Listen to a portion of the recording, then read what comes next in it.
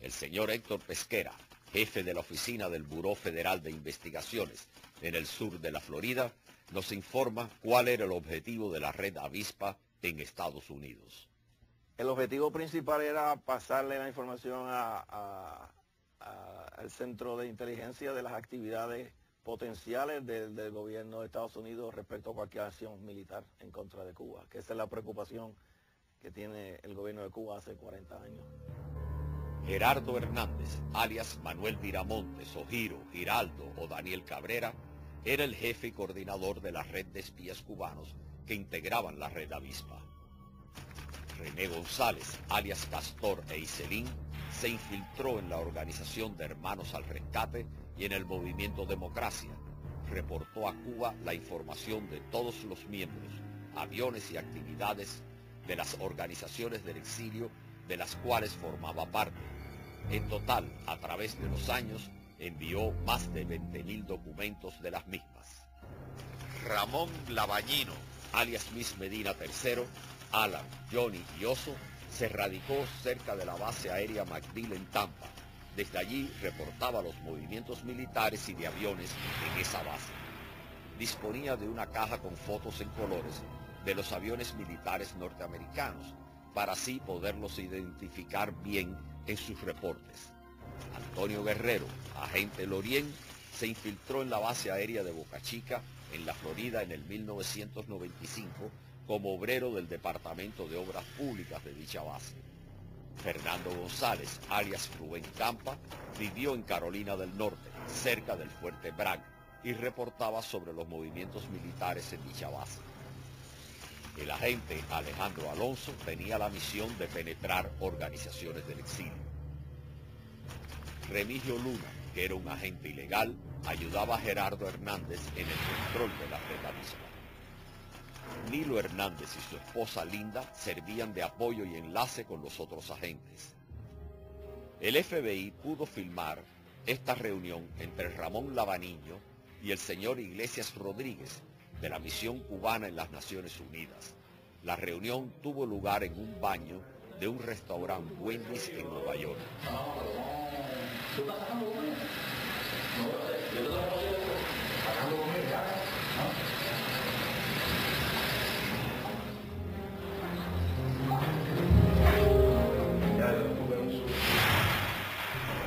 Joseph y Amarilis Santos, los espías Mario y Julia, tenían la misión de averiguar todo lo que pudieran sobre la instalación del Comando Sur del Ejército Norteamericano recién instalado en Miami. Estas fotos fueron ocupadas en el apartamento de Gerardo Hernández. Gerardo Hernández fue fotografiado por el FBI durante una visita a la Estatua de la Libertad en Nueva York, en una cita de contacto con otro agente. René González, el espía infiltrado en Hermanos al Rescate, tenía, entre otras misiones, la de estudiar su sistema de seguridad y buscar cómo hacer un sabotaje al hangar y a los aviones de dicha organización, así como tratar de que este hecho apareciera como un accidente o negligencia. También romper sus equipos y torre de transmisión en tierra, usada para comunicarse en los vuelos de Hermanos al Rescate. Gerardo Hernández fue fotografiado en Cayo Hueso por el FBI en un viaje que hizo para hacer contacto con Fernando González. Los agentes de la red Avispa viajaban a Cuba a través de otros países. En este mensaje ordenan a Juan Pablo Roque comprar un boleto aéreo Tampa-Cancún por la línea aérea Northwest, vuelo 484, cuyo pasaje cuesta $400. El día antes debía viajar por Greyhound a Tampa, hospedarse en el Hotel Neptuno y allí recibiría instrucciones, llevar disquete para decodificar. Ramón Labañino y Gerardo Hernández tuvieron varios encuentros que fueron monitoreados por el FBI. En otra ocasión se les unió otra agente de la red Avispa. El 12 de septiembre de 1998 fueron arrestados la mayoría de los agentes de la red Avispa. En el próximo programa presentaremos todos los aspectos de la participación de ellos en el asesinato de los 4 miembros de Hermanos al Rescate.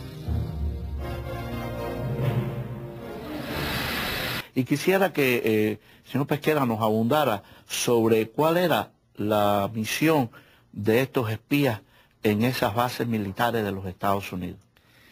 Bueno, cada uno de ellos tenía una determinada misión. Labañino en MacDill, que en Tampa, en Florida, tenía una misión específica respecto a tipo de comunicaciones de la base. Ese era reportar cualquier tipo de comunicaciones, las antenas, las cuestiones técnicas de las posibles comunicaciones que usaba la Fuerza Aérea y el Comando en realidad, porque ahí hay un comando, aquí está el Comando Sur y ahí está el Comando Norte. ¿Qué tipo de actividades de comunicaciones usaba el comando?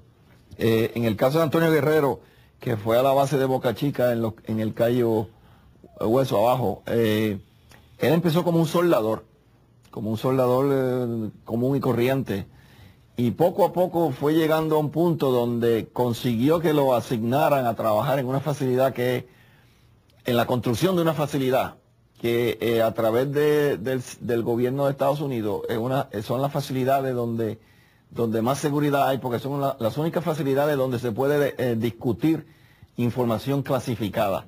Estos son unos cuartos que se preparan con cierto tipo de requisitos y con cierto tipo de planeamiento, y esas son las únicas facilidades aceptadas por el gobierno de Estados Unidos para discutir información a un nivel clasificado.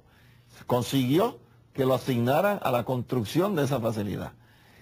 Este señor tan bueno era, y hablando de sofisticado y hablando de cómo es que esta gente penetra y cómo es que ellos entran en los sistemas, tan bueno era que llegó a ser el empleado del mes en la base de Cayo Hueso.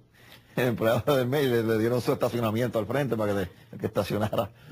En el caso de Joseph y Amarilis Santos, por ejemplo, el Comando Sur, desde el primer momento, y nosotros hacemos esto mucho, damos a la voz pública las actividades que va a conducir el gobierno. El primer momento que el gobierno de Estados Unidos notificó que iba el Comando Sur a establecerse aquí en Miami, estas actividades de reportar todo, dónde el lote, el total, el tamaño, cómo iba la construcción, quiénes eran los contratistas, qué trabajo hacía cada subcontratista, todo tipo de actividades respecto al Comando Sur. A su juicio, ¿usted cree que en algún momento estuvo en peligro la seguridad de los Estados Unidos, o ellos tuvieron acceso a alguna información de inteligencia que pudiera ser valiosa a los enemigos de los Estados Unidos? No.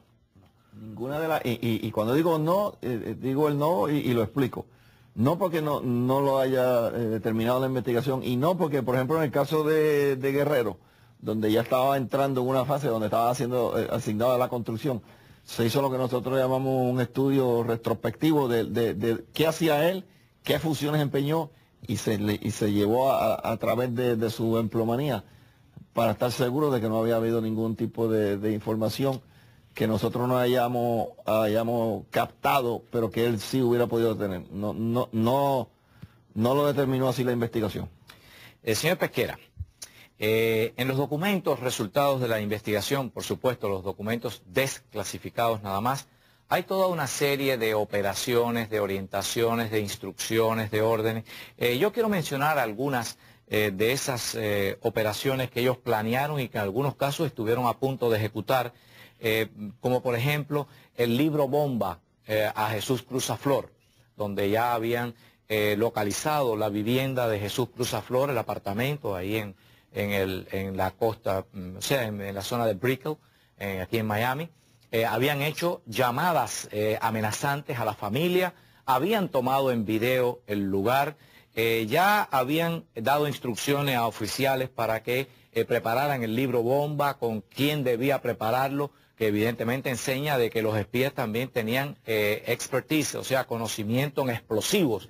Luego, unos espías que estaban aquí para vigilar a los exiliados, es muy significativo que fueran expertos en explosivos. Segundo, ese libro bomba ya estaba listo, cómo prepararlo, de dónde llamar amenazando, dónde enviarlo, cómo enviarlo, en qué envolver ese libro para que pudiera pasar por los controles del correo. También otras operaciones incluían, por ejemplo, llamadas amenazadoras a diplomáticos extranjeros en los Estados Unidos, llamadas que llegaron a hacer desde Miami haciéndolo aparecer como que era de organizaciones de exiliados cubanos que amenazaban a diplomáticos o a extranjeros. También operaciones como vandalizar los estanquillos de periódicos del Miami Herald, o sea, destruírselos, rompérselos, en un momento donde había una querella por lo que el Miami Herald publicaba con respecto al tema cubano entre Jorge Mascanosa y el diario The Miami Herald. Entonces, pues incluso las autoridades, los funcionarios del diario llegaron a pensar de que efectivamente era una represalia de la Fundación Nacional Cubano-Americana o de los cubanos exiliados con respecto al Miami Herald por lo que hacía. O sea, estamos viendo toda una serie de actividades que no eran actividades de vigilancia, sino de carácter, en algunos casos, como el libro bomba, terroristas. También habían otras actividades planeadas como el derribo de torres de comunicaciones de Hermanos al Rescate, que realmente no eran actividades de vigilancia de los exiliados, sino más bien, ya te digo, actividades de carácter terrorista. ¿Por qué no se incluyeron todas estas actividades, evidencias que podían calificarse en algunos casos, digamos, de conspiración para cometer delito, para cometer crimen? ¿Por qué estas operaciones, que son muchísimas, no fueron incluidas en el juicio? Ok, en el caso del señor Cruzaflor, aunque sí hubo todo este tipo de instrucciones, de direcciones a los efectos de crear un libro bomba, en ese mismo tipo de instrucciones se establecía que ese no iba a ser un verdadero libro bomba, sino lo que aparentaba ser un libro bomba, era solamente una táctica de amedrentación, correcto. O sea que no iba a ser, primero no iba a ser el libro bomba, y segundo, nunca se envió. Si se hubiera enviado, aunque no hubiera sido físicamente el libro bomba, como quiera que sea, muy probablemente hubiera habido una violación a los estatutos federales en la cuestión del correo federal. En el caso de las llamadas amenazadoras, no eran llamadas amenazadoras respecto a si no hace esto lo vamos a matar, lo vamos a secuestrar. Es una táctica del sistema donde usan las llamadas, usan cartas, usan cualquier tipo de operación para amedrentar y poner dar miedo, causar miedo a la persona, y la persona pues como factor humano pues algunos pues flaquean y dicen pues no voy a hacer cualquier cosa que estuvieran haciendo en el momento.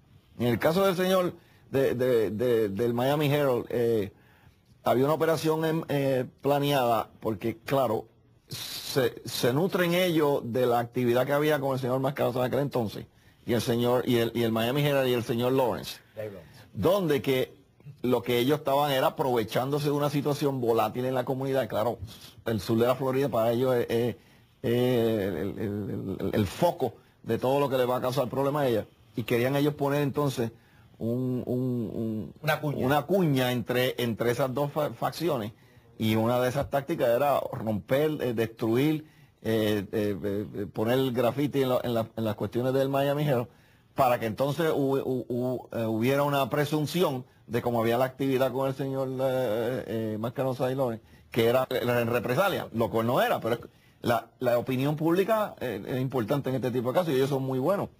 Hay un caso que no mencionó, que era los planes de quemar los hangares de los Hermanos Rescate. Eso es muy importante porque primero que ellos planearon y lo tuvieron muy, muy en serio llevarlo a cabo. Y estoy seguro que en el grupo de televidentes que vamos a tener nosotros ahora mismo en Cuba va a estar la persona que responsable era la persona de llevar a cabo esto, que es aquella persona que nosotros entendemos que se llama Horacio, un tocayo, que nosotros lo conocemos como Ricardo Villarreal. Esta era la persona que tenía precisamente las instrucciones de llevar a cabo este tipo de operación, que era quemar los hangares.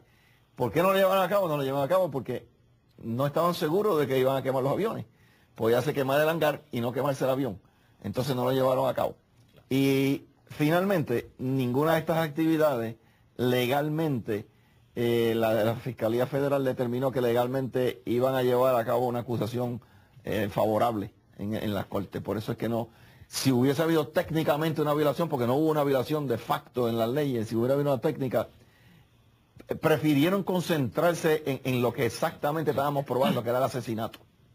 Muy bien, mantenga la sintonía, que vamos a hacer ahora una breve pausa y regresamos con el tercer programa de la serie de 5 programas titulada en silencio ha tenido que ser la respuesta.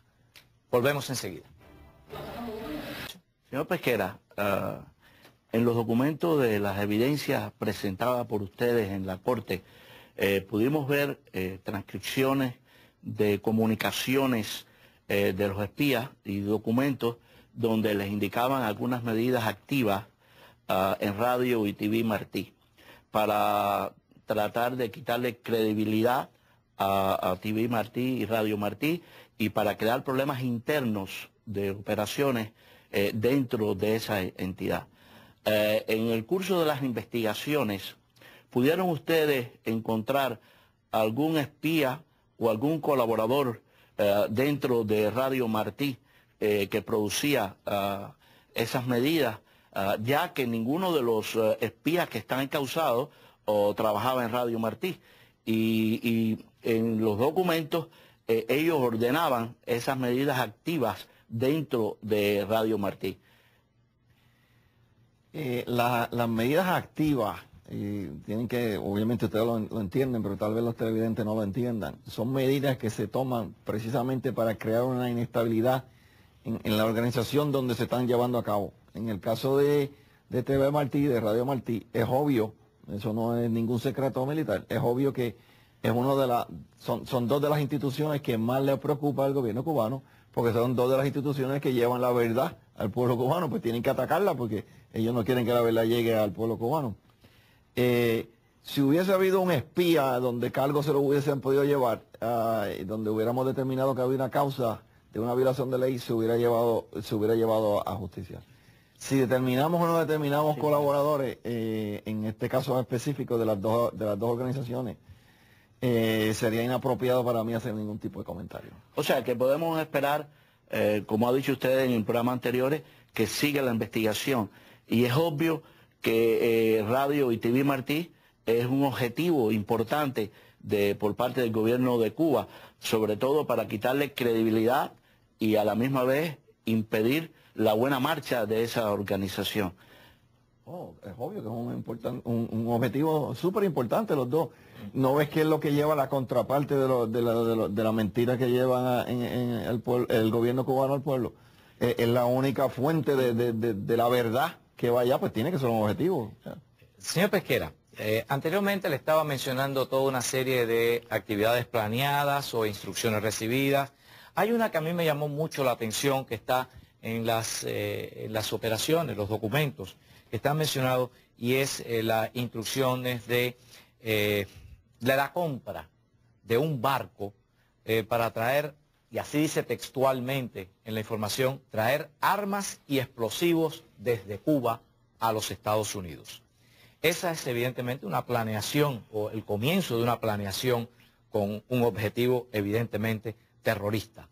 ¿Por qué no se usó este elemento también para identificar o para el juicio como una interesante descripción de los propósitos de esta red? Porque, bueno, se mencionó, porque están en los documentos, se mencionó. Lo que pasa es que aunque hubo una mención de parte de la Central de Inteligencia de La Habana a la red, nunca hubo una actividad en donde pudiera establecerse sin lugar a dudas razonables de que esta actividad se iba a llevar a cabo. El barco nunca se compró, nunca se trajo arma ni explosivo.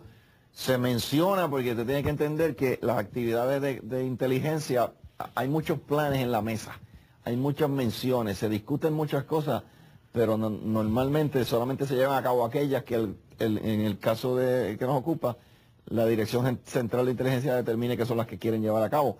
Esta nunca se llevó a cabo. Se mencionó y la sometimos nosotros como uno de los documentos que se desclasificaron, porque prueba otra vez más, concluyentemente, aunque no hay prueba para encausar, de que estas actividades que ellos decían que estaban aquí para proteger a los intereses de Cuba no eran ciertos si iban a traer un barco con explosivos y armas, o se cae de la mata otra vez. Exactamente, y por eso es que yo creo que es importante que los televidentes en la isla conocieran y vieran toda esta información, todos estos datos que por supuesto se los oculta las autoridades cubanas, porque evidentemente pues tratan de colocarse a la defensiva, y eso yo creo que forma parte importante de la campaña internacional que tienen montada por la liberación de estos espías. Pero el pueblo de Cuba sí tenía que estar consciente de la actividad que no es la que el gobierno cubano les ha presentado que realizaban estos individuos. Señor Pesquera, ¿están las organizaciones patrióticas del exilio penetradas por agentes o colaboradores de la inteligencia cubana? Como medida de planteamiento a la pregunta, cualquier tipo de organización, cualquier tipo de industria, cualquier tipo de individuo que le represente una inseguridad al gobierno cubano va a ser un objetivo. Obviamente las organizaciones en el exilio aquí, todas están a favor de derrocar el sistema de allá, pues obviamente tienen que ser objetivos. Es muy fácil penetrar este tipo de organizaciones, porque las personas que vienen, ya sea que vengan con una misión directa o indirecta, se le da albergue aquí porque toda la comunidad aquí, los grupos de exilio, pues tratan de ayudar lo más posible a todas las personas que vienen. Eso abre las puertas y eso trae como consecuencia que las personas que vienen con ideas funestas para pasar la información, obtengan la información. Es fácil porque no hay muchos secretos en las actividades del exilio. No debería haber muchos secretos porque están haciendo cosas que son legales y claro, no necesitan la secretividad que existe como por ejemplo en Cuba. A través del tiempo, nunca se han causado a ningún agente de Castro por infiltrar una organización patriótica. ¿Es que ustedes no lo han identificado o es que no pueden encauzarlo? Puede ser una combinación de ambos. Nosotros no tenemos la solución ni la contestación de todos los agentes que estuvieran aquí, y si la tuviéramos, no podríamos encauzarlo necesariamente a todos, porque a lo mejor no hay una violación de ley. Aquí puede haber una persona que esté en una organización y puede estar dando información que es abierta, que la organización promueve, que la organización pone en sus comunicaciones y la pasa al gobierno cubano. No es una violación, necesariamente. Aquí hago un hincapié y vuelvo y le digo lo que he dicho siempre a la ciudadanía. Si ustedes creen y estiman o tienen duda de alguna persona de que esté llevando a cabo este tipo de actividades, por favor notifíquenlo, porque nosotros lo necesitamos. Esto no es un problema de nosotros solamente, esto es un problema aquí de la comunidad. Por eso que nosotros siempre pedimos la ayuda de la comunidad, de los miembros de la comunidad, en si hay ciertas dudas. Permítanos que nosotros seamos los que determinemos si la duda es razonable o no. Simplemente pásenos la información, porque nosotros dependemos de la información también.